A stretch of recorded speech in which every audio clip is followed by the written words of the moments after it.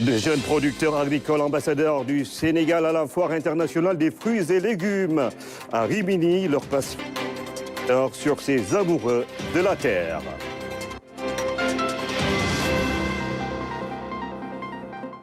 Bienvenue à tous. 15 mai 2024, le BRT a pris départ ce matin de Guédiawaye à Petersen. À son bord, les responsables de ce projet inédit pour le transport de masse au Sénégal. Parmi les premiers passagers, tout heureux de l'emprunter, le ministre des Infrastructures, des Transports terrestres et aériens qui invite les Sénégalais à préserver cet outil. Philomène Constance-Cagne. Centre d'exploitation et de maintenance de Gadaye. Point de ralliement des différents acteurs et partenaires ayant travaillé à la réalisation du BRT. Jour de mise en service oblige. Suite à l'arrivée de la tutelle, une brève visite du poste de commandement centralisé avant de faire un tour du côté de la zone de remisage des 121 bus du BRT. La prise d'information au niveau central du projet effectué, cap sur le pôle d'échange de Guédiawaye. Ici, la délégation procède au parcours du client à travers l'achat du titre de voyage avant l'embarquement à bord. 150 passagers au maximum. La qualité et l'efficacité ont été au rendez-vous, ce qui satisfait notre client particulier. Nous saluons en tout cas les maîtres d'ouvrage et nous les félicitons, à savoir CETUD et Ageroute, mais aussi Dakar Mobility pour l'excellent travail qu'ils sont en train d'effectuer. Nous félicitons, nous remercions tout le monde et au nom du président Bassirou Diomaye Diakhar Faye, nous demandons aux Sénégalais de s'approprier du projet, comme on dit sous nos BRT. Donc, au cours du trajet, le ministre a pu se rendre compte de tous les aspects pris en charge dans le projet BRT. C'est un projet aussi qui est écolo, je peux dire, parce que c'est des bus électriques. Et ça, c'est très important. Aujourd'hui, la transition écologique est en tout cas un enjeu de taille. L'autre chose, c'est que c'est un projet qui peut en tout cas permettre à la banlieue de respirer. Mais surtout, il ne s'agit pas de quitter la banlieue pour aller en ville. Mais il s'agit de développer des projets tout autour. Au-delà de tous ces aspects techniques, le ministre s'est réjoui de la forte présence des femmes à des postes stratégiques au sein des équipes du BRT. J'ai été extrêmement séduit par la composition de leur équipe, 40% quand même de femmes, surtout des responsables femmes, chefs d'équipe, chefs de car, entre autres. C'est là, ils ont en tout cas montré le chemin. Il faut aller vers le woman empowering, comme on le dit. Et ça, c'est une bonne chose. Ils ont tous été formés ici. Donc, il y a déjà le transfert de compétences. Certainement aussi, il y aura le transfert de technologie et que dans un futur proche, nous pourrons nous-mêmes gérer nos projets, l'exploitation et tout. L'aisance à bord du bus le projette déjà sur un nouveau programme qui viendra accompagner les efforts du gouvernement dans la mobilité urbaine. Il y aura au moins un autre projet avec 14 lignes, plus de 1000 bus, et ça c'est important. Mais comme nous avions l'habitude de le dire, et c'est dans notre programme, ça c'est pour atténuer un peu, en tout cas la souffrance des Dakarois, parce qu'il s'agit quand même d'une ville à grande agglomération, avec 7 millions de passagers qui vont peut-être se démultiplier par 2 d'ici 2035. Si on n'y prenne pas garde, ça risque d'être très compliqué. Mais pour nous, ça c'est un projet à court peut-être et moyen terme. Mais dans le long terme, comme nous l'avons stipulé dans notre programme, il s'agit quand même de créer les territoires du développement. Aux Dakarois à qui le BRT profite, l'autorité leur lance un appel afin qu'ils s'approprient le moyen de transport. Là, on a chaque 6 minutes un bus, on va aller peut-être jusqu'à chaque 3 minutes, chaque 2 minutes, ça c'est extrêmement important. Je voudrais insister sur le volet QHSE. Ça doit être la nouvelle culture, le nouveau mindset, le nouvel état d'esprit des Sénégalais. Dans chaque chose ou dans chaque action qu'un Sénégalais doit poser, un patriote, un citoyen, il doit penser à la qualité, à la santé, à la sécurité et à l'environnement. Et pour cela, nous invitons tous les Sénégalais, parce que dans le projet BRT, il y a la qualité, il y a la sécurité, il y a l'environnement. Et donc, il y a l'hygiène, de façon globale. Mais tout dépendra de notre comportement sur les voies publiques. Et donc, si on, en tout cas, on se montre un exemple, un bon responsable, il n'y aura pas de souci de mobilité, de sécurité. Et comme s'ils en étaient conscients, les premiers usagers apprécient. Ça nous aide à diminuer les embouteillages sur les routes. En plus, le bus est très moderne, c'est très joli. En plus, le trajet est rapide. Ça nous permet d'empêcher les retards quand on va à l'école. Oui, avec impatience. Oui. J'étais très pressé, raison pour laquelle je l'ai pris. Mais vraiment, j'étais très content quand même. Alhamdulillah. Oui, seulement j'ai vérifié, comment dirais-je, le Wi-Fi, mais ça ne marche pas encore. Et on nous avait dit qu'il y avait un Wi-Fi. On nous a dit aussi que les tarifs doivent être revus pour certaines gens. Je ne sais pas pour qui. Mais maintenant, on voudrait quand même quelques informations pour ça. Par rapport au prix, bon, c'est un peu cher pour les gourgourlous. Mais bon, on est obligé quoi. L'essentiel, c'est de gagner le plus rapidement de temps. Cette mise en service est progressive avec, pour le moment, 14 stations fonctionnelles. Les 8 restantes devront être livrées d'ici à fin juin prochain. On va faire une petite... Le BRT, donc, qui a pris départ ce matin. Promotion de l'enseignement religieux, l'utilisation du numérique et de l'intelligence artificielle, la réforme du système d'évaluation, voilà quelques défis identifiés pour un renouveau du système éducatif sénégalais. La 4e revue annuelle du ministère de l'Éducation liste les urgences du secteur. C'était devant le ministre de l'Éducation nationale, Moustapha Mamba Guirassi. Pape Collingom. Après les revues académiques organisées dans les capitales régionales, c'est au tour du niveau central de se réunir pour partager et évaluer le niveau de performance des programmes du ministère de l'Éducation nationale. Ça a été le lieu de passer en revue tous les programmes, les 6 programmes donc, du ministère. Et ça nous a permis de voir, de faire le bilan de ces programmes-là au niveau préscolaire, au niveau élémentaire, au niveau moyen et secondaire. Et on a vu les niveaux de performance et surtout identifier aussi les axes d'amélioration. Donc les points améliorés, les actions améliorées, les processus améliorés. Et globalement, c'est un bilan satisfaisant. De l'accès à la gouvernance transparente en passant par la qualité, de bons résultats sont enregistrés, mais il reste encore quelques axes à améliorer. L'année 2023 a permis effectivement au système éducatif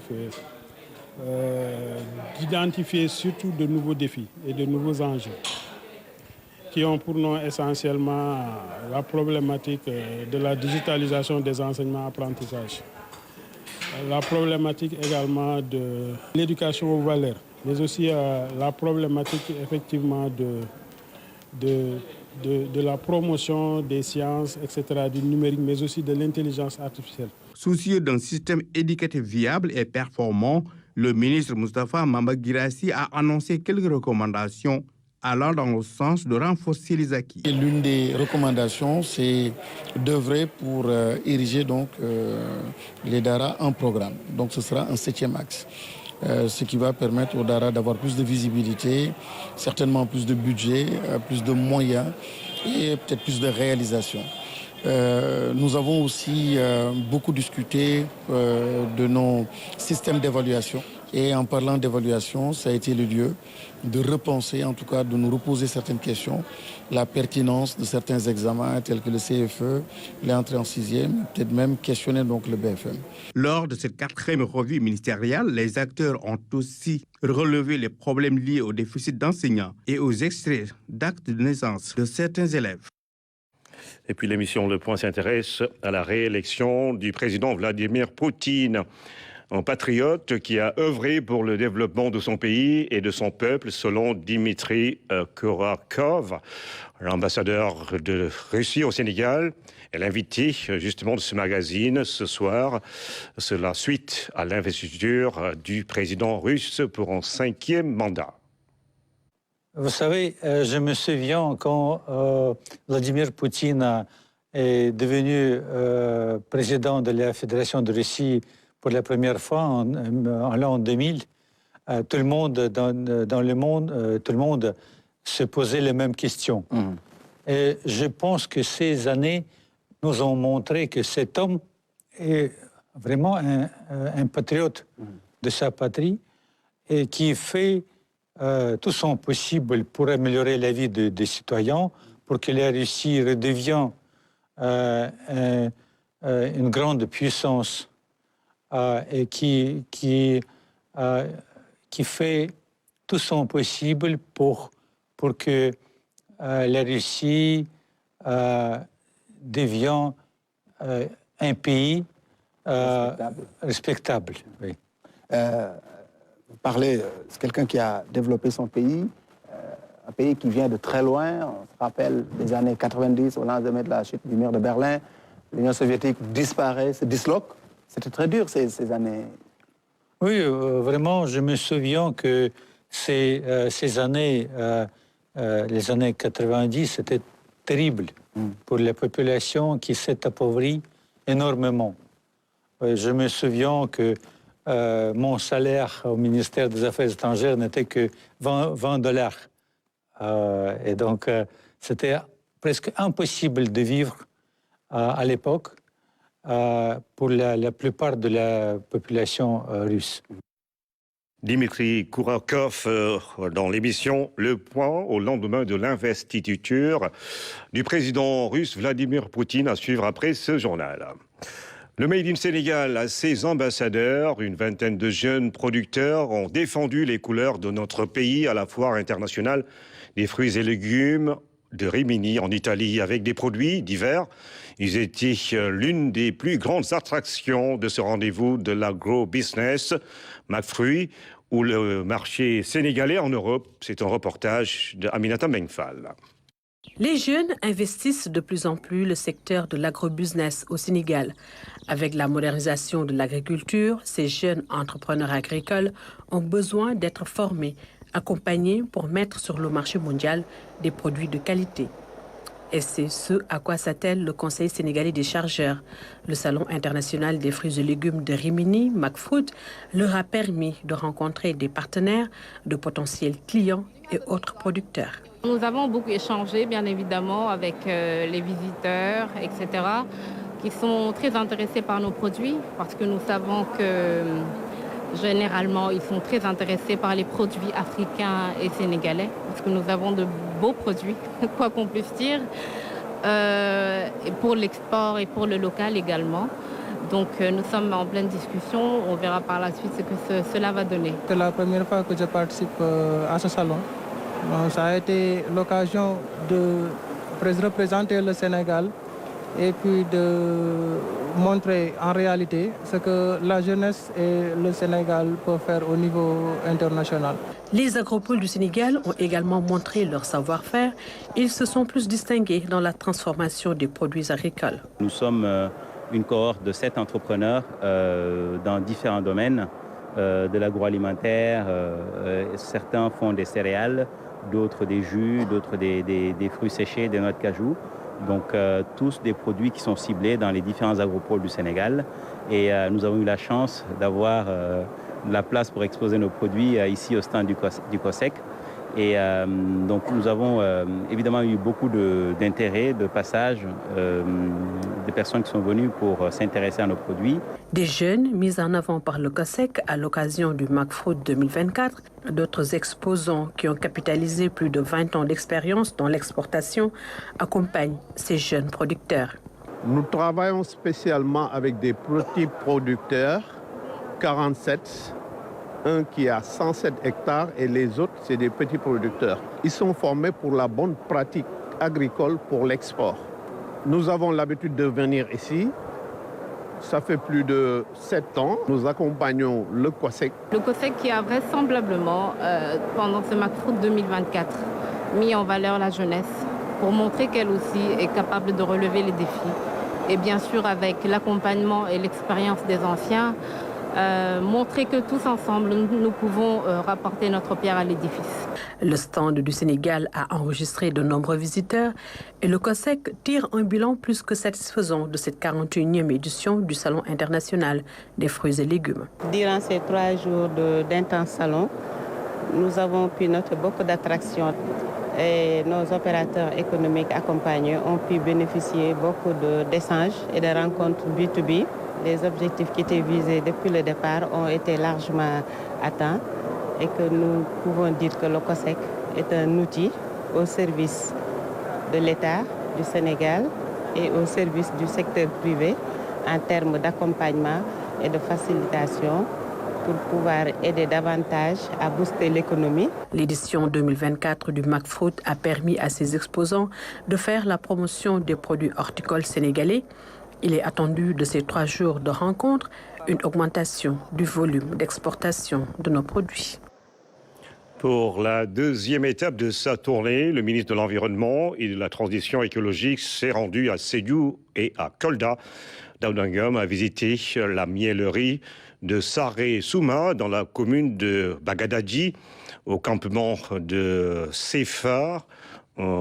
Problème s'est dressé devant justement l'autorité, la déforestation, mais également le trafic illicite de bois, l'une des principales préoccupations des populations. Rien que pour le premier trimestre de l'année 2024, 359 billes et 13 816 billons ont été saisis, ainsi que différents matériels servant à la coupe du bois. Amadou Diallo. Campement de chasse de Sefa ici à Sédhiou. Les agents des eaux et forêts veillent au grain.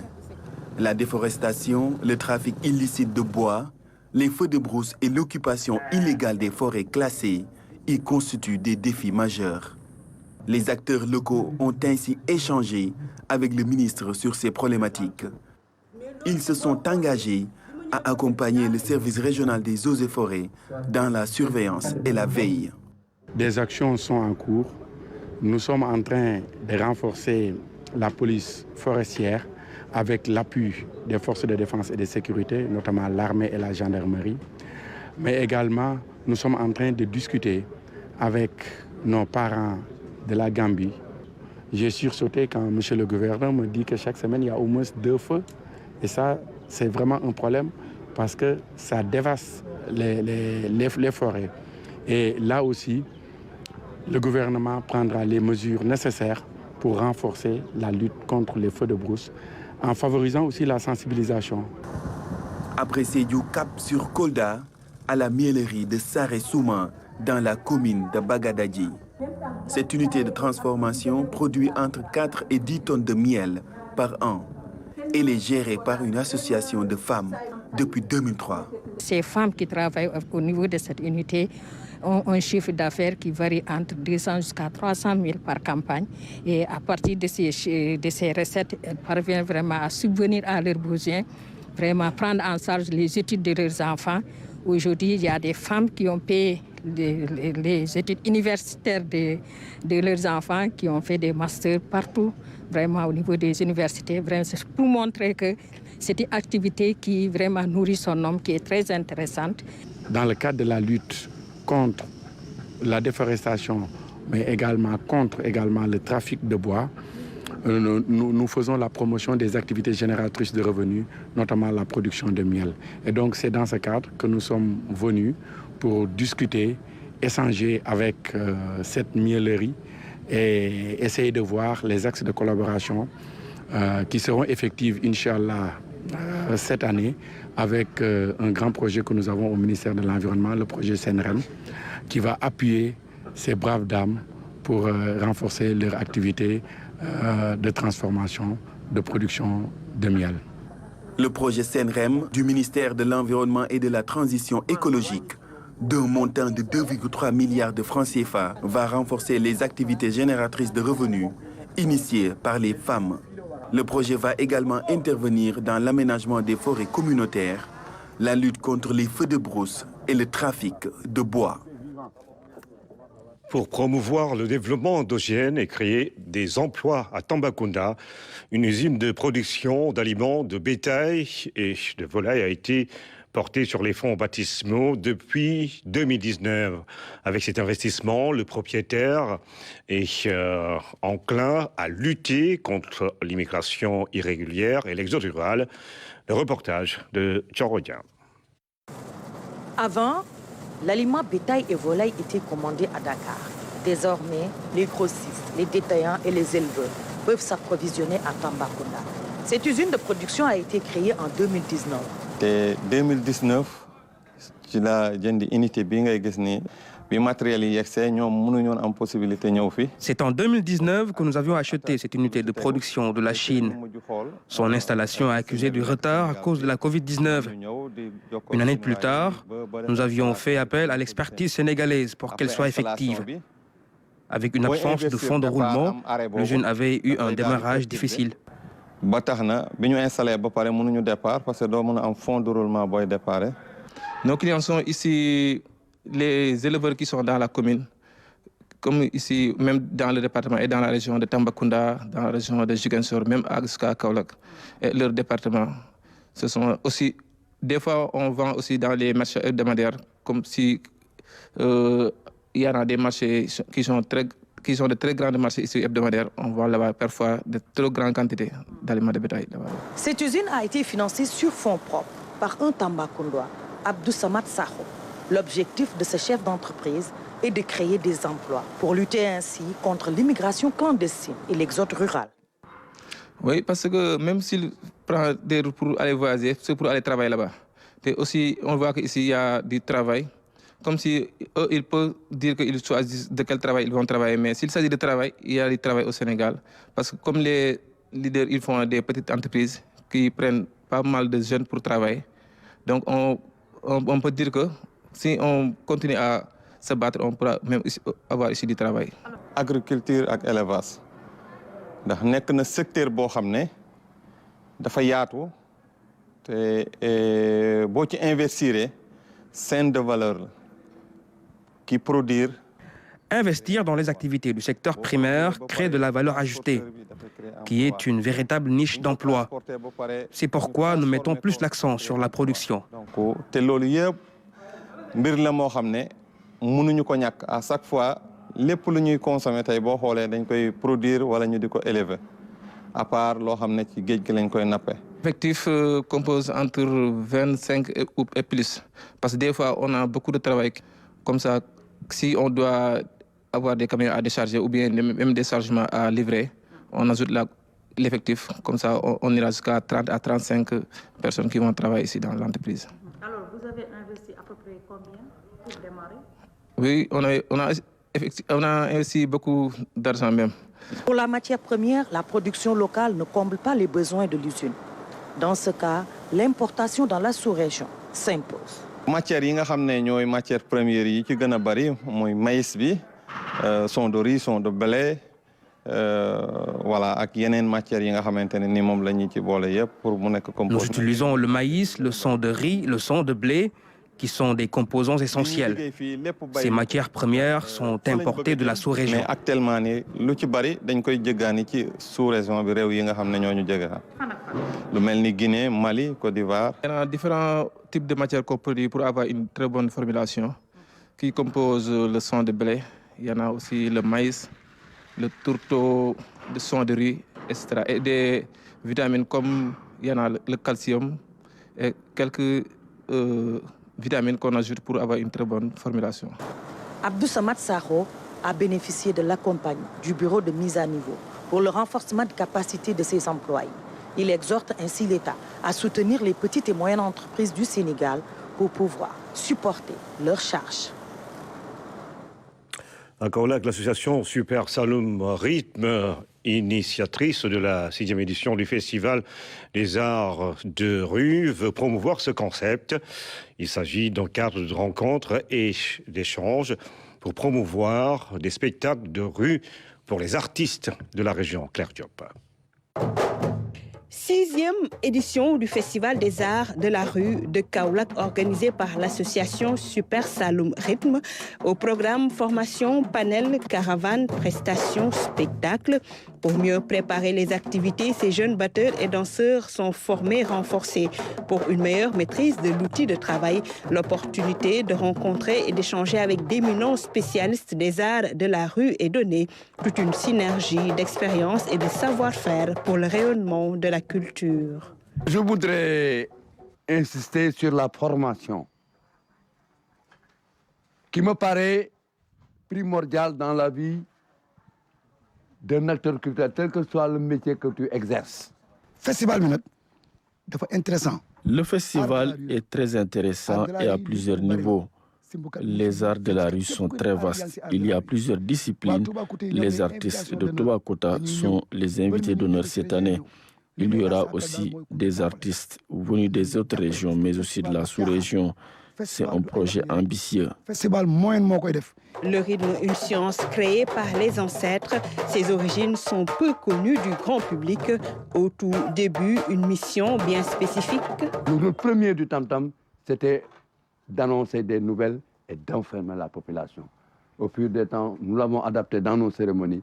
Il est impensable qu'un batteur ne peut pas discerner sur les rythmes, sur les gammes et les notes et les origines du tam-tam, parce que le tam-tam a des origines. À Kaolack, les artistes sollicitent plus d'accompagnement de l'État du Sénégal pour l'éclosion de l'énorme potentialité existante. C'est une belle initiative qu'on salue et qu'on encourage. Donc, à travers cette formation, ces jeunes peuvent subir, en tout cas, et comprendre tout ce qui est rythme et culture du Sénégal et du Saloum.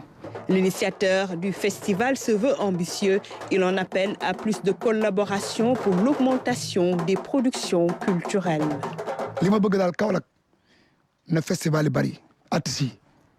Je plaide pour l'augmentation de ce type de festival ici à Kaolack.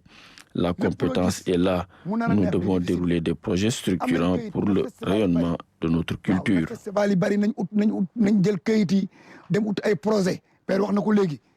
Kaolack, ville historique, creusée culturelle avec des artistes pétris de talent, zone carrefour de rencontres de plusieurs civilisations. La ville possède un riche patrimoine architectural.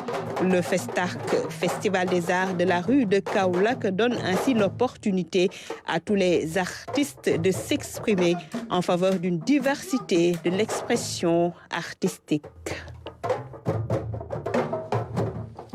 Un geste du cœur pour offrir une vie décente aux enfants en situation de handicap. L'association Enfants Soleil Sénégal s'investit, créée en 2020. Elle compte aujourd'hui des démembrements dans quelques régions du Sénégal. L'antenne de Malika œuvre pour l'amélioration des conditions de vie des enfants vulnérables. Vous allez le voir dans ce reportage de Fanta Badji. Ils sont trisomiques, autistes ou atteints d'IMC. Ces enfants à besoins spécifiques ont trouvé un cadre d'épanouissement à travers l'association Enfants Soleil Sénégal. Nous avons, comme vous l'avez vu tout à l'heure, une salle considérée comme hôpital du jour qui accueille 15 enfants du lundi au vendredi de 9h à 13h. Et il y a d'autres enfants qui viennent en ambulatoire, d'autres vont venir pour faire leurs activités d'orthophonistes. D'autres vont venir pour voir le pédopsychiatre, d'autres vont venir aussi pour voir le psychologue clinicien. Ici, des éducateurs spécialisés accompagnent et encadrent ces enfants. Il y a des enfants qui ont des difficultés à motricité fine, à motricité globale, le langage aussi. On a aussi des enfants qui ont des difficultés par rapport à leur propreté. On les encadre tout ça. Créée en 2020, l'association Enfants Soleil est composée de Papa Soleil et de Maman Soleil, des parents qui veulent illuminer la vie de leurs petits. De faire de telle sorte que nos enfants soient intégrés dans la société, à part entière. Donc, comme nous avons l'habitude de le dire, ce ne sont pas des enfants à part. Ce sont des enfants comme tous les autres enfants qui ont des droits. L'école fait de son mieux, les spécialistes aussi font de leur mieux. Mais toi aussi, la maman et toute la famille aussi doivent y participer. Parce qu'à l'école, ou bien aux spécialistes ils ne peuvent pas y arriver seuls. Ce projet est une première au Sénégal et ses initiateurs veulent l'élargir à toutes les régions du pays pour permettre à ces enfants à besoins spécifiques de jouir au même titre que les autres enfants du pays de leurs droits fondamentaux et d'avoir une vie décente. Sport football, tournoi UFOA U20 filles. Le Sénégal connaît désormais ses adversaires. La compétition se jouera du 20 mai au 30 mai prochain au stade Lat Dior de Thiès. Le tirage au sort s'est déroulé ce mercredi à Dakar en présence de la présidente de la commission féminine de football, Céline Dirsek. Le reportage de Fatoumata Savani. 8 équipes prendront part à la deuxième édition du tournoi UFOA U20 chez les filles.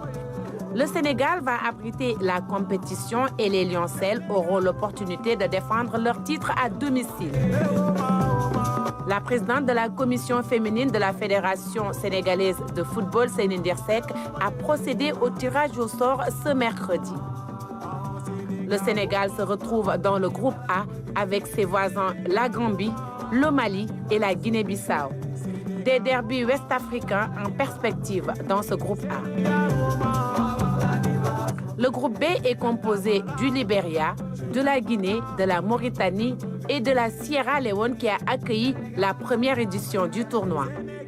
Les filles coachées par Mbayang Thiam comptent bien rééditer l'exploit de la première édition devant leur public au stade Lat Dior de Thiès. Les Lioncelles avaient réalisé un parcours parfait avec 10 buts marqués et un seul encaissé. La compétition aura lieu du 20 au 30 mai dans la région de Thiès. Jeu de dames, le relais de Dakar a remis ça à l'occasion du tournoi spécial en 6 parties. Des plateaux de rêve à ce tournoi dit de clarification. Des maîtres nationaux et des maîtres fédéraux ont pris part à cette grande compétition. Jacob Dier. Un tournoi spécial assagé de l'esprit, le format A8. C'est un tournoi que j'organise comme les autres tournois, mais à la différence que les deux adversaires qui s'affrontent vont s'affronter en 6 rondes. Donc c'est presque comme qui dirait un corps à corps. Et celui qui accumulera le plus de victoires à la fin des 6 rondes sera déclaré vainqueur. Le Don King du jeu de dames sénégalais a réuni tous les anciens présidents de fédération. Le jeu de dames sénégalais, décidément, une grande famille se retrouve. Je suis encore là, assisté à la finale du tournoi de Tamsir Bari, que l'on ne présente plus. Tamsir, un promoteur de jeu de dames. Tamsir qui a su réunir autour de lui l'ensemble de la crème du jeu de dames. Je dirais 2 anciens présidents et l'actuel président de la fédération qui sont là avec lui pour l'organisation de ce tournoi-là. Donc il était bon de les opposer dans la mesure où au niveau des tournées régionales, ils annulaient toutes les parties. Donc ils se sont rencontrés dans ce face-à-face et à l'issue des compétitions, donc c'est Modou-Sek qui a eu une victoire. Le mois de juin, mais aussi juillet seront des mois très très intenses, chaud bouillant, avec les pions, mais tout ceci dans un esprit de pure fraternité sportive au grand bonheur des damistes sénégalais. Donc de Tanda Ndiaye et de Jacob Dier pour le tournoi de Dakar en jeu de dames. Je rappelle, mesdames et messieurs, que vous aurez sans doute la lecture du communiqué du Conseil des ministres qui s'est réuni ce mercredi au Palais de la République. C'est la fin de cette édition. Merci encore une fois de suivre l'actualité tous les jours sur la première chaîne de télévision sénégalaise.